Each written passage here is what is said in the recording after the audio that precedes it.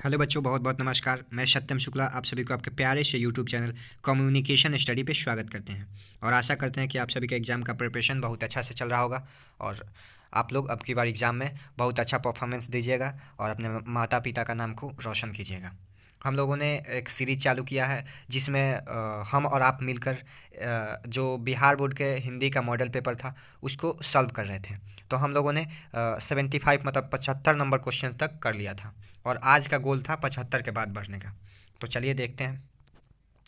तो हमारा 76 number question है कि मलिक मोहम्मद जायसी कैसे कवि हैं? प्रेम के पीर के, जागरूकता के, श्रृंगार के, इनमें से कोई नहीं। तो जो मलिक मोहम्मद जायसी हैं वो क्या है, एक मिनट थोड़ा सा हम बढ़ा लें इसको, एक मिनट बस। तो जो मलिक मोहम्मद जायसी हैं वो प्रेम के पीर के कवि हैं। कौन से किसके कवि हैं? प्रेम के पीर के कवि हैं। ठीक है। 77 नंबर क्वेश्चन है, सूरदास के दीक्षा गुरु कौन थे? सूरदास के दीक्षा गुरु कौन थे? अच्युतानंद, शंकराचार्य, विवेका प्रभु, महाप्रभु वल्लभाचार्य। तो जो सूरदास के दीक्षा गुरु थे वो महाप्रभु वल्लभाचार्य थे। देख रहे हैं सब, इसमें जितना काव्य खंड से है लगभग क्वेश्चन लेखक परिचय से ही आ रहा है। तो सूरदास के दीक्षा गुरु कौन थे? महाप्रभु वल्लभाचार्य थे। कौन थे? महाप्रभु वल्लभाचार्य। तो इसका ऑप्शन नंबर डी सही है। कौन सही है? डी। चलिए नेक्स्ट क्वेश्चन की तरफ बढ़ते हैं। सॉरी, बहुत अच्छा।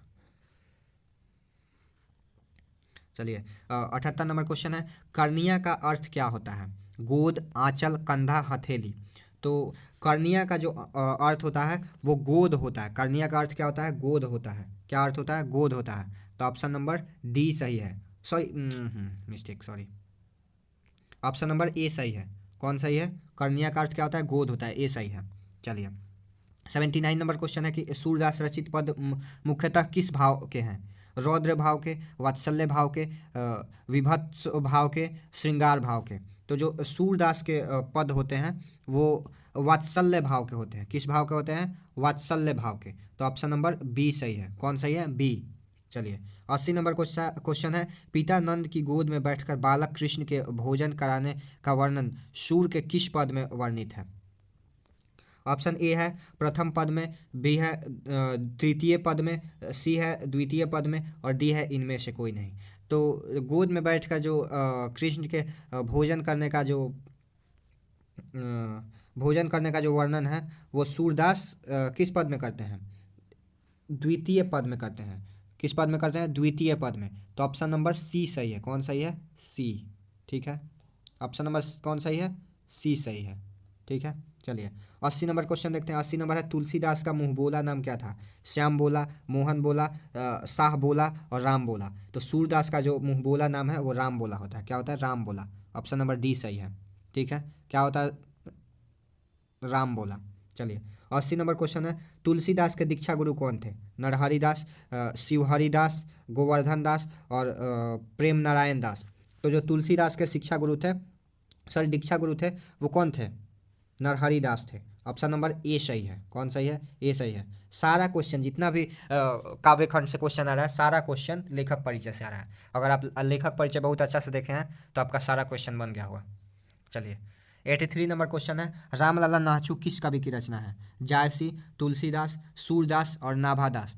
तो जो रामलला नाचू है वो तुलसीदास की रचना है। किन की रचना है? तुलसीदास की रचना है। तो ऑप्शन नंबर बी सही है। कौन सही है? बी। चलिए 84 नंबर क्वेश्चन है, नाभादास रचित भक्तमाला के 316 छपयों में से कितने भक्तों में रचित वर्णित है? 200, 400, 600, 800। ये भी उनके लेखक परिचय से है। तो 200 जो हैं भक्तों के चर्चित वर्णित है। भक्तों के चरित्र में 200 हैं। ठीक है। 200 में भक्तों के सिर्फ चरित्र का वर्णन किया गया है। चलिए 85 नंबर क्वेश्चन है, 6 पंक्तियों के गे पद को क्या कहते हैं? अनुष्ठुप, छपय और रोला और उल्लास। तो क्या कहते हैं? तो हम कहते हैं इसे छपय। क्या कहते हैं? छपय। 6 पंक्तियों के जो पद होंगे उसे छपय। 6 पद है तो छपय। 6 पद है तो क्या होगा? छपय होगा। ठीक है, याद रहेगा। चलिए नेक्स्ट क्वेश्चन की तरफ बढ़ते हैं। नेक्स्ट क्वेश्चन है कवि भूषण का जन्म किस वर्ष हुआ था? 1613 ईस्वी में, 1617 ईस्वी में, 1618 में, 1619 में। तो जो भूषण का जन्म हुआ था वो 1613 ईस्वी में हुआ था। सॉरी, कब हुआ था? 1613 ईस्वी में हुआ था। ऑप्शन नंबर ए सही है। कौन सही है? ए। 1913 ईस्वी में हुआ था, सॉरी 1613 ईस्वी में। चलिए 87 नंबर क्वेश्चन है शिवराज भूषण में कितने अलंकारों निरूपित हैं? शिवराज भूषण में कितने अलंकार निरूपित हैं? 108, 105, 107, 104। तो जो शिवराज भूषण है उसमें 105 अलंकार कितने हैं? 105 अलंकार हैं। कितने अलंकार हैं? 105 अलंकारों का बना है। चलिए 88 नंबर क्वेश्चन है करवाल का अर्थ क्या होता है? करवाल है तो करवाल का अर्थ तीर होता है, धनुष होता है, तलवार होता है, भाला होता है। क्या होता है? तो कलवार का जो अर्थ होता है वो तलवार होता है। ऑप्शन नंबर सी सही है। इसका बी था, इसका सी होगा। कलवार का अर्थ क्या होता है? तलवार होता है। चलिए नेक्स्ट क्वेश्चन की तरफ बढ़ते हैं। नेक्स्ट क्वेश्चन है जयशंकर प्रसाद रचित एक घूंट नामक नाटक का रचना काल क्या है? 1925, 1924, 1926, 1928। तो जो जयशंकर प्रसाद एक घूंट नामक रचना किए थे वो 1928 ईस्वी में किए थे। कब किए थे? 1928। तो ऑप्शन नंबर डी सही है। कौन सही है? डी। चलिए नेक्स्ट क्वेश्चन है कामायनी महाकाव्य की नायिका का नाम क्या है? श्रद्धा, सुमन, पुष्पलता और प्रेमलता। तो कामायनी महाकाव्य की जो नायिका है उनका नाम श्रद्धा है। क्या नाम है? श्रद्धा। ऑप्शन नंबर ए सही है।